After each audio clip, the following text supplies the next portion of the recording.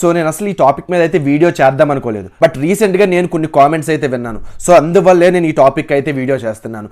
Recent full trending topic ఏదైతే ఉందో శివాజీ గారు ఆడపిల్లల మీద చేసిన కామెంట్స్ మీద ఈ వీడియో అయితే ఉంటుంది. సో నేను ఇప్పటి వరకు ఈ టాపిక్ మీద వీడియో చేయకపోయినందుకు కారణం నాకు రెండు పక్కల తప్పు అనిపించింది. అంతకన్నా ముందు నేను ఈ వీడియో చేయనందుకు మెయిన్ రీజన్ ప్రపంచ యాత్రికుడు అని చెప్పుకునే నా అన్వేషణ గురించి. కేవలం నా అన్వేషణ చేసిన కామెంట్స్ వల్లే నేను ఈ వీడియో చేస్తున్నాను. ఈ వీడియోలో అయితే నా స్టాండ్ ఆన్ శివాజీ గారు కామెంట్స్ మీద ఉంటుంది. నా నెక్స్ట్ వీడియో అయితే నా అన్వేషణ చేసిన కామెంట్స్ మీద ఉంటుంది. సార్ శివాజీ గారు మీరు చేసిన తప్పు సార్, ఎందుకంటే మీరు ఎంచుకున్న టాపిక్ చాలా సెన్సిటివ్ టాపిక్.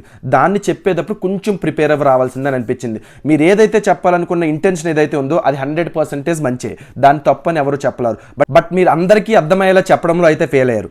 నాకైతే మీరు చెప్పింది అర్థమైంది. సో ఇక్కడ చాలా మంది సెలబ్రిటీస్ ఎవరైతే ఇష్యూలోకి దూరి దీన్ని వైరల్ చేశారో వాళ్ళకి నేను అడిగే క్వశ్చన్ ఒకటే, పబ్కి శారీ కట్టుకుని వెళ్తే బాగుంటుంది అంటారా? అలాగే టెంపుల్కి వెస్ట్రన్ వేర్ వేసుకుని వెళ్తే బాగుంటుంది అంటారా? సింపుల్గా దీనికి ఆన్సర్ చెప్పండి. టెంపుల్కి వెళ్ళినప్పుడు ఖచ్చితంగా వెస్ట్రన్ వేర్లో ఉంటే ఆపి ప్రాపర్గా వేసుకొని రమ్మన్న టెంపుల్స్ ఎన్ని లేవు మన ఇండియాలో. అసలు దీనికోసం ఎందుకు ఆలోచించలేదు అంటారు? మీరు పబ్లిక్ ప్లాట్ఫామ్స్లోకి వెళ్ళేటప్పుడు, షాపింగ్ మాల్ ఓపెనింగ్స్ లాంటి వాటికి వెళ్ళేటప్పుడు చుట్టుపక్కల ఉండే ప్రజల్ని మైండ్లో పెట్టుకుని మీరు ప్రాపర్గా వేసుకోవాలని చెప్పారు తప్పితే అసలు మీ చాయిస్ని ఎక్కడా వద్దని ఎవరూ మెన్షన్ చేయలేదు. ఖచ్చితంగా వెస్ట్రన్ వేర్ కూడా వేసుకోవచ్చు, దానికి 100% నేనైతే అపోజ్ చేయను.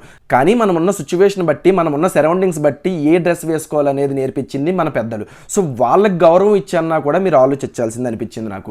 ఇక్కడ నేను వెస్ట్రన్ వేర్కి అపోజ్ చేయట్లేదు, అది కంప్లీట్గా మీ చాయిస్. కాకపోతే ఎక్కడ వేసుకోవాలనేది కూడా మీరు ఆలోచించాలి అని చెప్పారు అక్కడ.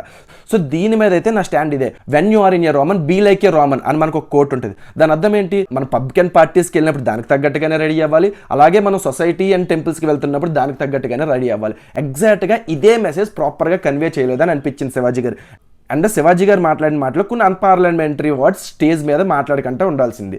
దీని మీద అయితే నా స్టాండ్ ఇది. బట్ నా నెక్స్ట్ వీడియో నా అన్వేషణ గారు చేసిన కామెంట్స్ మీద అయితే ఉంటుంది. ఖచ్చితంగా ఈ వీడియో చూసిన వాళ్ళు నా ఛానల్కి వెళ్ళి ఆ వీడియో కూడా అప్లోడ్ చేసి ఉంటుంది, చూడండి. Thank you so much. జై హింద్.